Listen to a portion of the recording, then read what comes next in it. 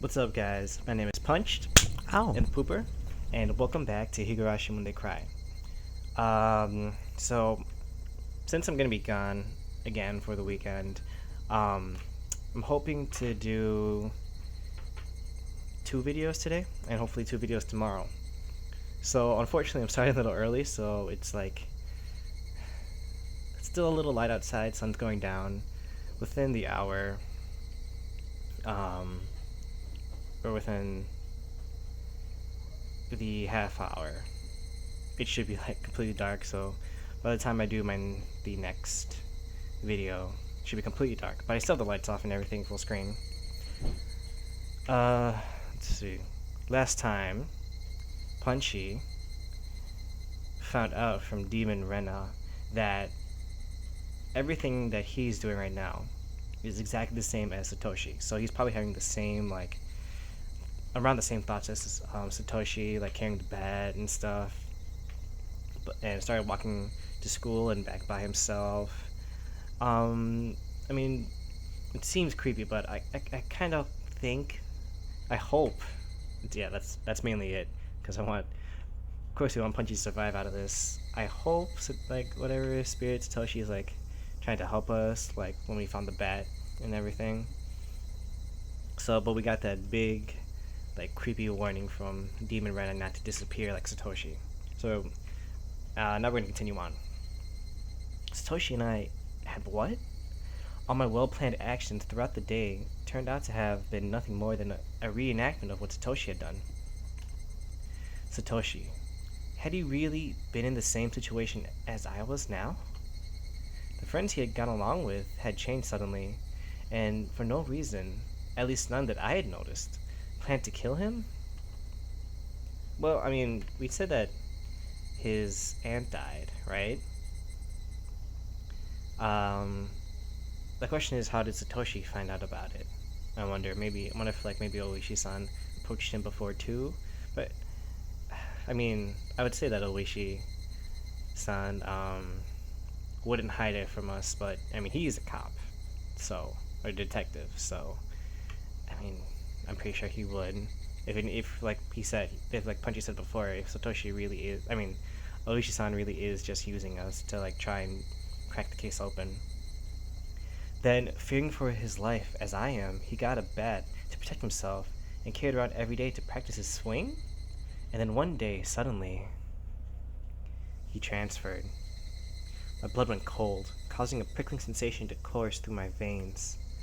Starting near my heart, it radiated outwards, from the top of my head to the soles of my feet, chilling every part of me without recourse. What did she mean by transfer? What did she mean by transfer?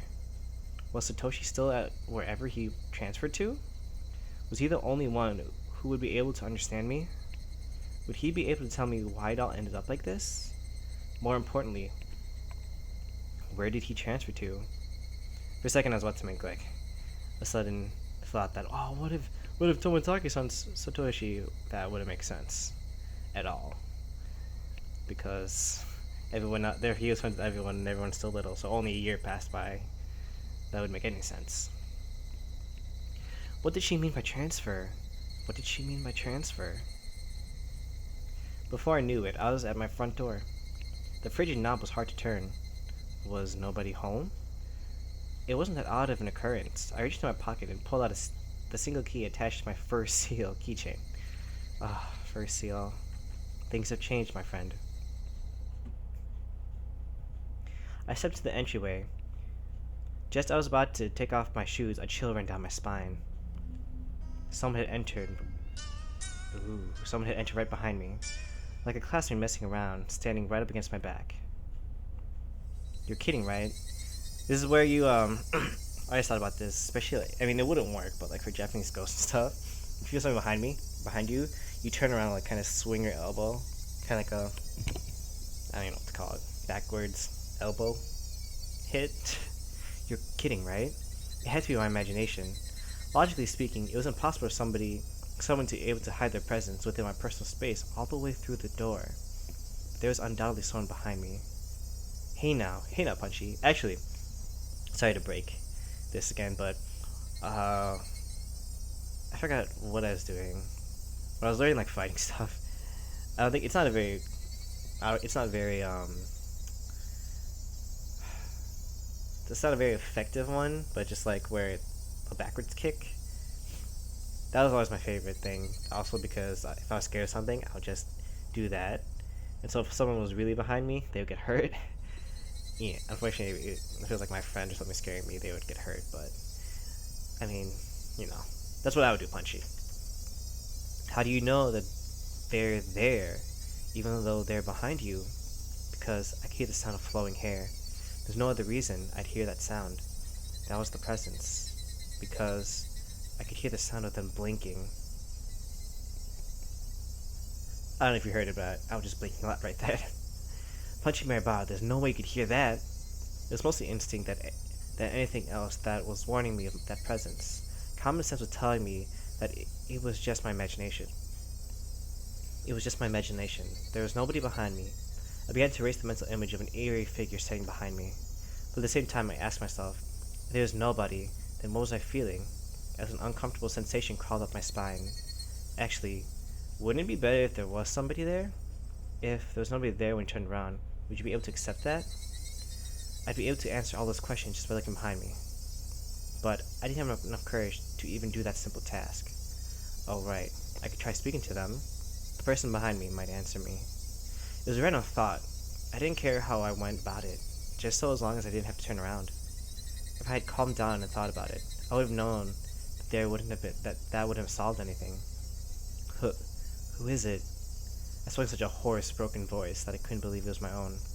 I could almost feeling contemplating their response. I felt it. There's no way I should be able to do that. Calm down, Punchy. It's all in your head. Who is it? That time I was certain I heard it. As if hesitantly trying to answer my inquiry. I was certain I could hear the sound of somebody inhaling. I heard it. Damn it. How long is their inhale? I heard it. I heard it clearly. It was a girl. A young girl. I didn't know who, but a tiny spark of courage in me, however reckless it was, inspired a primal yet faint solution to this current predicament. A scream. Actually, it's pretty good, actually. I think. All the force of my body released from my lungs, and through my throat ceased all thought processes in my head. Suppressing all my thoughts and emotions, I began to collapse like a house of cards. Someone managing to twist my body and look back as I did so. Ah! It was definitely there. Right there. Somebody was there. Until the moment I turned around, until I brought the area behind me to the field of my vision. My field of vision. They were definitely there. Falling face up, my eyes traced the remnants of the presence suspended in empty space. It couldn't be. They were invisible. It looked like they weren't there, but were they actually still standing there? As I screamed, all the emotions I was holding back burst free in a violent wave. However, I was decidedly calm as my emotional dam collapsed. The turbulent waves of pent-up emotions were skillfully diverted into a torrent of aggression. That emotion was definitely required to extricate myself from the bizarre situation happening right in front of me. In my state of heightened lucidity, I trusted my body to the fury. The metal bat was held firmly in my right hand as if drawn there by a magnet. Apparently when I'm angry I turn into a Jedi. Who knew? A mid-level sweep would be the hardest attack to dodge. I remember reading something like that from a book about swordsmanship or something. Obviously I'm not gonna scream like Punchy probably is right now. I brandished my will to fight. The after image of that amalgamation of metal flashing as it swung from left to right, beating against the entryway.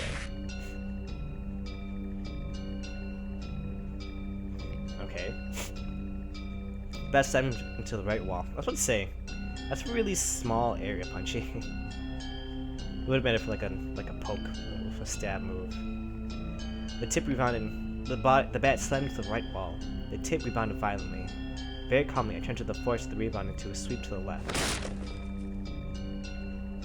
The door of the shoe cupboard was split into pieces. The two swings whipped through empty space, but they seemed to have a great psychological impact on the enemy. I could feel the panic emanating from that space. The attack wasn't the only thing required. I extricated from the cupboard. It was embedded in, as I screamed and spun my tie body around in a large arc. Okay, but you were supposed to protect ourselves, but let's not damage everything. The scream shook the air, imbuing my ferocious swing with even more destructive power. Crack! Without mercy or restraint, my violent strike, with certainly fatal force behind it, shattered the top of the cupboard. None of my attacks struck the enemy, but my ferocity, there you go, had certainly seemed to impact them.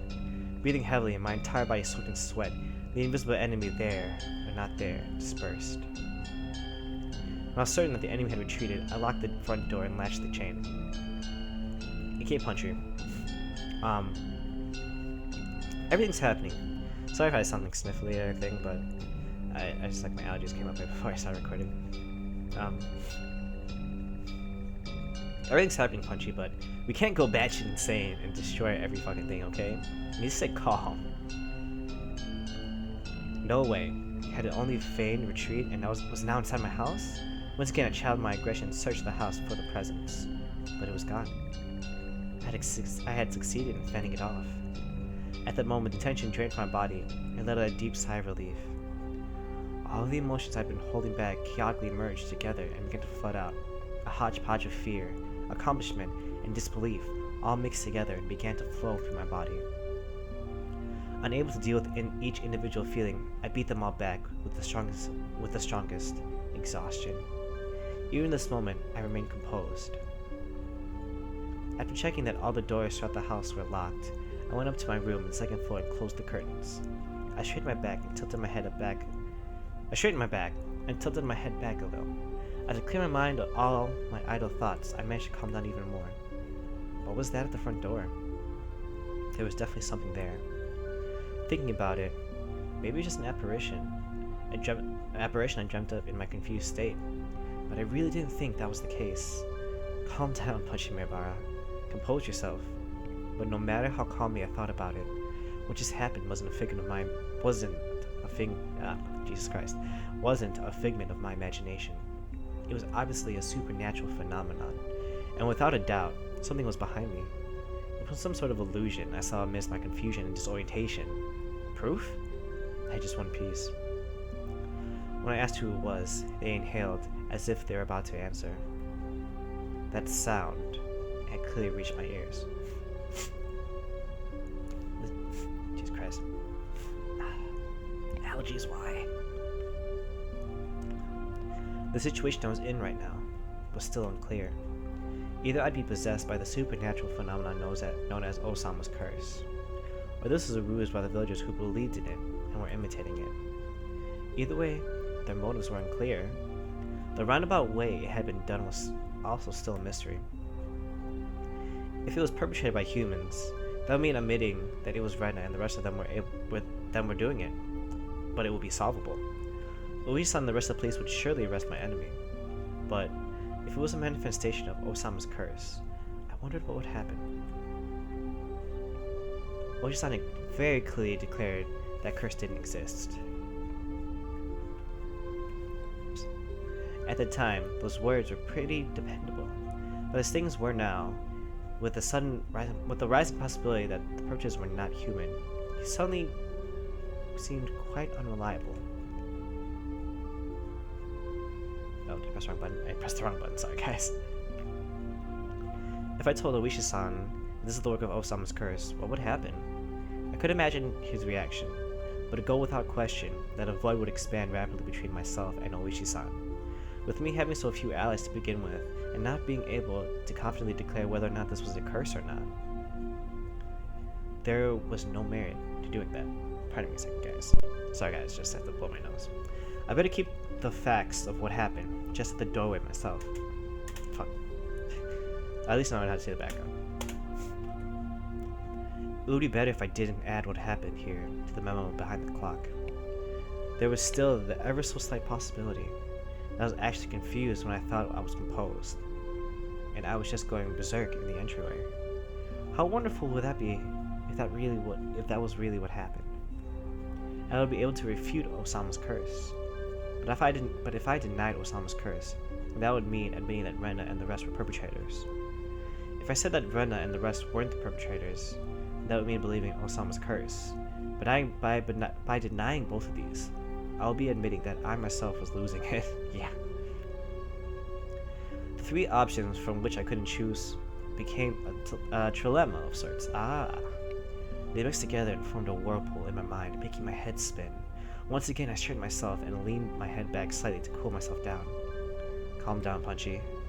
Accept what is actually happening as reality. Stop thinking of anything more than that.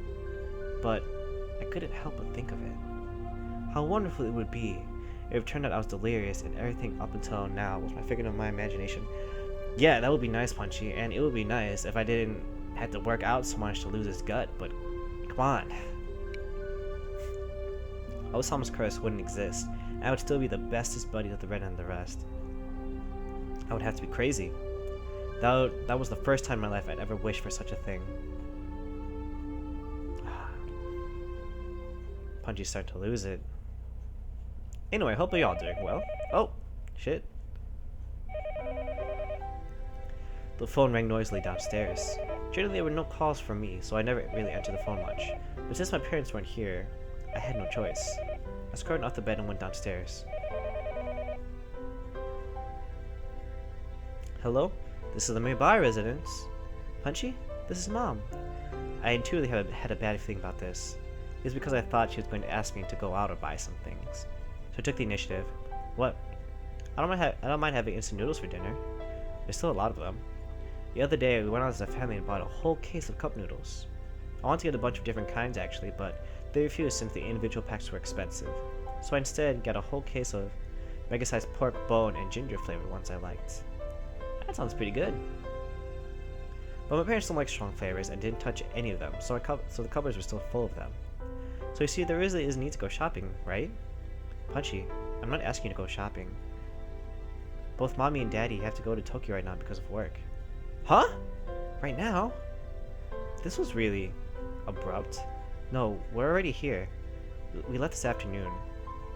It's quite the distance to Tokyo from Hinamazawa. I'm calling bullshit right now, because if there's like, I mean, like, my dad seems a little disconnected sometimes, but clearly from the previous interactions of my mom, that she cares pretty deeply about me, and if there's something like that, she would let me know, you know? I really don't think that happened. Gunning at full speed down the highway, that would take 6 hours. Dad has a license, but since he doesn't like the highway, he'd likely take the train. It would have taken longer. I'm thinking you might understand since you heard us speaking last night, but it has to do with Daddy's contract. Right now, things aren't going so smoothly. Now that you mention it, I did remember that they talked all the time about how his job prospects weren't looking so good. Daddy is really sensitive about things like this, so if we leave things as they are, it will affect his work. Part of my father's particular fragile artistic personality, his emotions changed as easily as the fall sky. You could also just say he couldn't take criticism, but something like that can be done over the phone. Punchy, this is your father's job, so can you support him a bit, please? Anyway, it's just faster to talk about it in person, so there wouldn't be any misunderstandings. As their son, there was nothing more I could say once they started talking about work. So we'll be back tomorrow night. Fuck. Yeah. Everything's gonna happen tonight, isn't it? Punchy, will you be fine on your own? It's not like I die or anything. Punchy, please don't say that. Punchy, you shouldn't speak so lightly of dying. If there's something troubling you, just talk to us. I believe Mommy will be able to help you out. Yesterday I did bring up if I died rather abruptly, so I suppose they were a little worried. But really, I was more impressed by the fact that nothing would be solved by telling them. But I didn't plan on dying. At least now, while I still knew nothing, I would never allow it. I won't die. I won't. I'll survive even if I have to gnaw my leg off. Yeah. See you then. Tomorrow morning, make sure to wake up and eat your breakfast. And don't forget to take a bath and brush your teeth. Yeah, see you. Oh. That's like, I mean, if we were going to, no, we're not gonna let ourselves die tonight. But after things blow over, let's be real, if Punchy does survive, that's like the last normal conversation I've just had with my mom. That's really sad. The call ended like that. Sometimes, my parents are off to Tokyo for business meetings. Okay, I guess if it's normal then. but Tokyo was far away. They normally did things by phone. The times they did go were normally planned out in advance. It never happened this suddenly. Seriously! I couldn't say those circumstances didn't feel strange. Or rather, unnatural. Anyway, I only need to recognize the reality of the situation. That tonight, I was the only one in the house. That when my parents came back from work, I'd be gone. Missing. Vanished. Looking back on the series of events of the previous 5 years involving Osama's curse, it wouldn't seem that strange at all. Come to think of it, it was getting pretty late. I didn't think it was good that the only light in the whole house was from my room on the second floor. It was the same as broadcasting to the enemy that my parents were gone, that this was their chance. It's pretty smart. First, I ran to the living room, flicked on the lights, and turned the TV on to a reassuring volume. Next, with the study, I suddenly turned on the lights and some music. With this, from the outside, it looked like my parents were here. Once again, I went through the house, checking to see if there was anything left unlocked. When I saw the veranda and the laundry still hanging out there, I went pale. That would have made it too obvious. I need to take it down. I snatched down the laundry haphazardly and erased all traces that my mother wasn't there. It should be fine now. Ah! The garage! They hadn't gone all the way to Tokyo by car, but they had gone up to Okinawa, the station. The garage was empty, or open, and in plain sight. This was not good. I panicked and rushed out the back to close the normally open garage. It should be fine now. Ah! I need to get the paper! Mom always got the paper. Since he left in the afternoon, the eating paper was still out there. My premonition was correct. I pulled out everything from the mailbox, dropped it into the entryway. With this, for sure, this time, it should be fine. Come to think of it, leaving the cupboard busted like that for my little freak out was kind of bad. I'll just say I tripped and fell, and the bat I was holding smashed into it. Even so, just leaving it in its current state wasn't good. I should clean up a little before Mom got back and scolded me. I remember there was a broom and dustpan in the closet. As I was going to get them, the phone rang once again. Hello, this is the Maeba residence. Oh, is this Punchy-kun?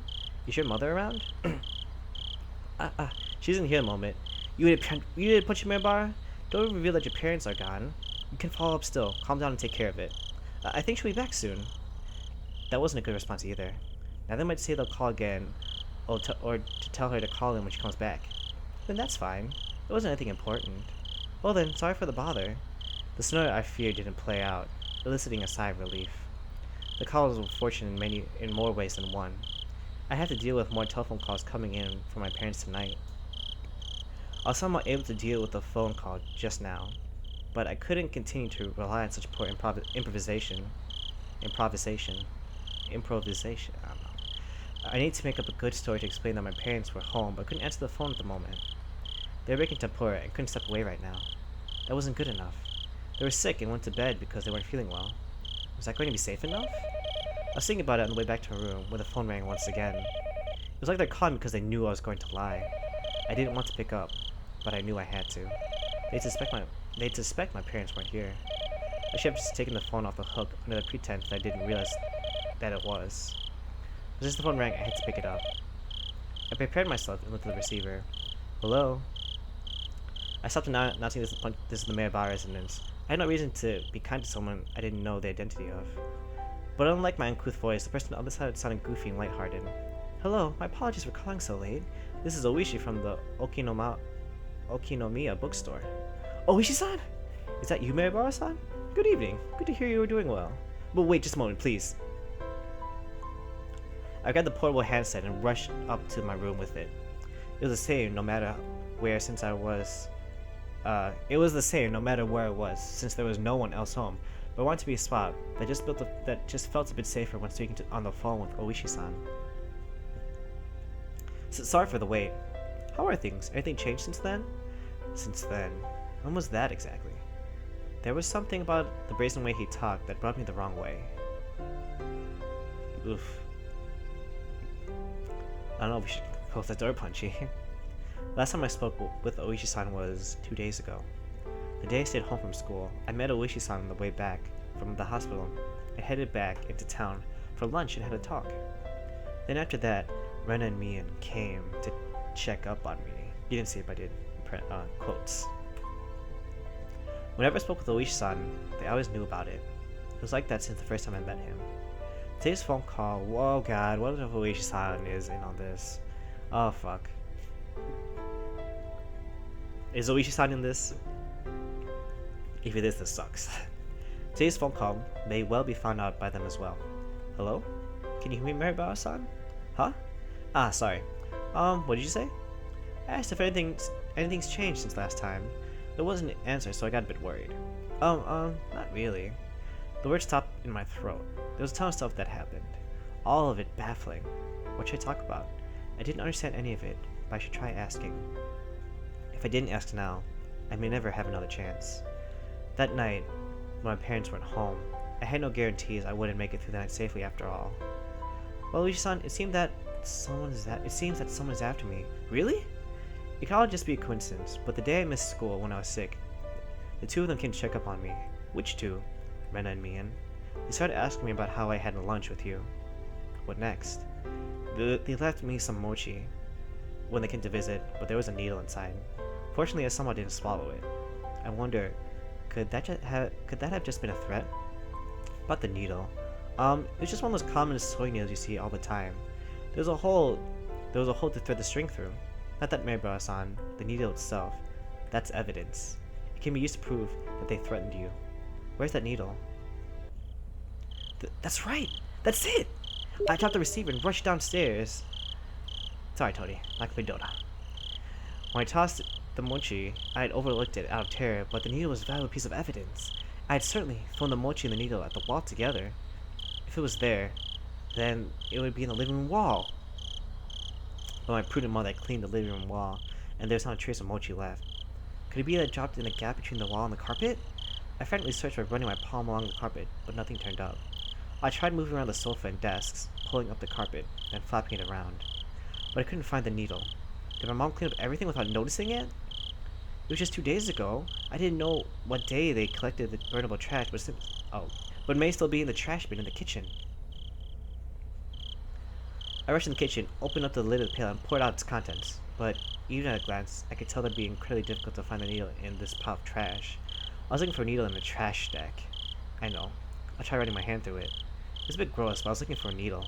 If I felt a small prick, I'd be able to find it. It was a pretty tactless method, but it was the quickest. I held my breath and started stroking the pile of trash with my hand. Sorry for talking really fast. I'm not pronouncing everything correctly, just really excited right now. Filth flew about. There was nothing more disgusting than this, but it was not the time to be concerned about such details. I continued on for a while, but nothing turned up. I wanted to search more thoroughly, but I was still on the phone. I shouldn't keep Oishi-san waiting for too long. Later, when Mom got back, I'd have to ask her if there was a needle. I hastily began scrabbling the notepad affixed to the refrigerator with a magnet. Was there a needle? I scrawled with the words with a red pen, and dashed back up the stairs where I had been keeping Oishi-san waiting for far too long. Hello? How did it go? I couldn't find it. I was really overwhelmed back then, and I see. It would be great if you could find it. Keep it safe. That's right. The needle wasn't the only incident. I had to tell him about this morning with the hit and run. Also, Oishi-san, that isn't it at all. I'm speaking like him. Actually, this morning, that van was definitely aiming for me. I can say that without a question due to the circumstances at the time. Did you see the license plate? I can search for it from here. Damn! I just flipped out yelling at him back then, but I didn't look at the plate. Come on, Punchy. I didn't think about it at all, actually. What fails on my part with the needle and the plate number? I was so focused on just protecting myself that I let some of the most important details slip out of my grasp. I punched my my pillow. I knew how worthless I was. I'm sorry. I don't know how much more than that. It was a white van. Nothing to fret about, Maribara-san. Anyone would be shaken up after being hit. I guess all this really isn't a coincidence, is it? Oishi-san started to hem and haw over the other end. I could imagine him folding his arms. Also, Rena is acting strange. How so? What Rena said on the way home today, asking why I was so much like Satoshi-kun. Now I can say with confidence that Rena knew what happened to Satoshi. She knew that there was more to it than him just simply disappearing. Rena knows. She knows something about regarding what happened to Satoshi, the kid who was demoned away last year. What would that be exactly? Rena said, I was the same as Satoshi. She said something to the effect that the way things are going, I'll end up with the same fate as Satoshi. Fate, you say? Exactly what kind of fate did she say would befall you? Transferring out, she said. Transferring out? Rena said Satoshi transferred out, so given how things are going with me, I'll transfer out too. Oishi-san let out a stern sigh, then grumbled loudly. Maribara-san, that was probably some sort of threat, or maybe some type of warning. I'm thinking both. I thought so too. At that point, I started to think, would it be prudent to sum up everything that had happened up until now this word came up before, right? I didn't figure out how to pronounce it. Machinations of some human perpetrator? Other than the theory of it being Ren and the others, I was left with Osama's curse actually existing as the only other explanation. Of course, I couldn't tell that to Oishi-san, except Rena's strange behavior could be proof of either scenarios. Whether it was Osama's curse being real, or everything being part of a conspiracy committed by all the villagers. Rena was involved. Rena had to know something. Rena was suspicious. What exactly was Rena? I couldn't help but think she was somehow involved with the prior string of mysterious deaths. I seem to recall that Oishi-san had admitted that he had dug into Rena's past a little. He was probably just downplaying it when he said a little, meaning he had actually dug up pretty deep, most likely. I want to hear about Rena. I want to know what happened at her previous school, among other things that were still unknown to me. If Rena was somebody I should suspect. No, not that. I want to know the truth. Tonight, I was alone in this huge house. Even though I said I couldn't count on them, I had lost the security I had just by my parents being around. It wasn't like this house was some sort of fortress or castle. If a malicious person decided to use brute force, they'd easily gain entry. There were no other residences close to the Maribara residence. No one would be able to hear anything, no matter how loud it was. I had never felt as much resentment towards my father's artistic temperament, and the fact that he had this house built in such a remote location as I did right now. Oh fuck, I wonder if I'd still be here in the morning. That's the doorbell.